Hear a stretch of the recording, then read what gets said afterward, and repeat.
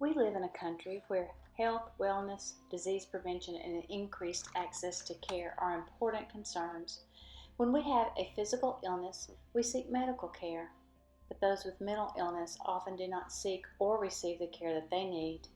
Hello, my name is Linda Stone.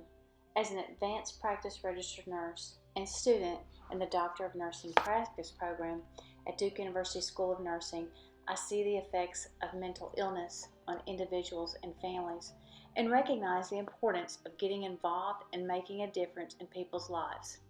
There are many reasons to care about mental illness. Talking about it is the first step in reducing the stigma and addressing the issues that those with mental illness face every day. Please join me in beginning the conversation on our mental illness crisis in America. Tragic events such as mass shootings focus our attention on mental illness, but the reality is that patients and families coping with this disease suffer private tragedies every day. An estimated 42.5 million adults suffer from mental illness, such as depression and schizophrenia. Their ability to work and care for themselves becomes difficult. As concerned citizens in North Carolina, it's important for us to realize that this is an issue in our own state, with 1 in 5 families being affected in some way by the disease. The consequences of mental illness are costly. The financial costs exceed $444 billion a year, not counting caregivers' lost earnings or our tax dollars that are spent to build prisons to house many of the seriously mentally ill in America. Non-financial costs include loss of freedom and loss of life. On average, people with serious mental illness die up to 23 years earlier than those who don't have it. Their life expectancy is similar to someone living in a poor country like Bangladesh. 90% of all suicides in the United States are related to mental illness. Another consequence of mental illness is stigma. The stigma of the disease causes some to avoid or delay treatment, withdraw, and become more depressed. Negative attitudes and beliefs toward the mentally ill are common, which only increases the stigma. Stigma is associated with limited work and social activities, bullying, physical violence, and harassment. To make improvements in our flawed mental health system, we need to be informed. At one time in America, it was common for many mentally ill patients to live in institutions for long periods of time. In the 1960s, the focus of mental health care shifted from institutionalized care to community-based care. Due to budget cuts, these community-based services never materialized. Recent budget cuts to mental health funding have led to drastic reductions in services, resources, and inpatient psychiatric beds. In some states like North Carolina, the mental health system is at the breaking point. Patients have no available treatment options and nowhere to go. Severe mental illness drives some to the streets.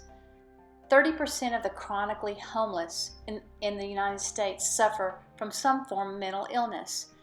Mental illness is the third cause of homelessness for single adults and one of the top 3 causes of homelessness for families. An unintended consequence of mental health reform has been the overburdening of our criminal justice system.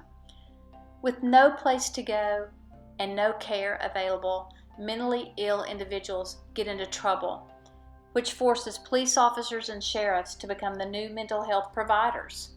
These officers are frequently the first responders to mental crisis 911 calls. They also become responsible for transporting them to jails or hospitals, taking them away from the communities that they serve. As incarceration of mentally ill individuals increases, our jails and prisons have become America's new mental health hospitals.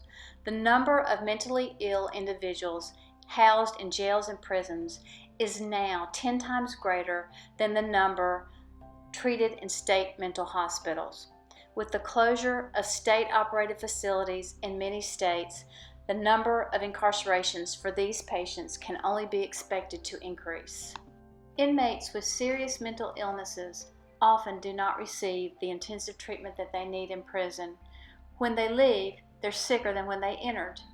Incarceration is more costly than providing medication and outpatient treatment. with reported cost of $30,000 more for incarceration.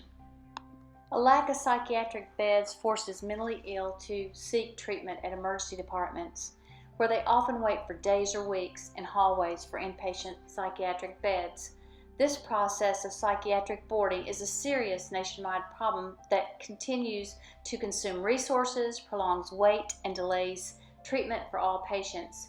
17,000 more patients visited emergency departments for these types of issues in 2012 than 2010 in North Carolina, where the average wait time for a bed was 3.5 days. Unfortunately, the lack of beds also forces patients out of hospitals prematurely with little follow-up. So the pattern of using emergency department for mental health care continues. The lack of access to mental health providers impacts 49 out of 50 states. Only Rhode Island has enough providers to care for the mentally ill. Adding to the problem is the shrinking supply of psychiatrists due to retirement and fewer entering the field. North Carolina ranks in the middle, with 28 counties having no psychiatrist. With more than 40% of adults with serious mental illness receiving no care each year, we need solutions now.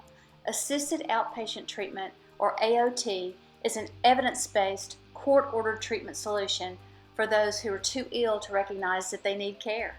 While opponents complain that AOT restricts human rights, proponents point out that timely and effective treatments reduce negative consequences and leads to improved quality of life for these individuals.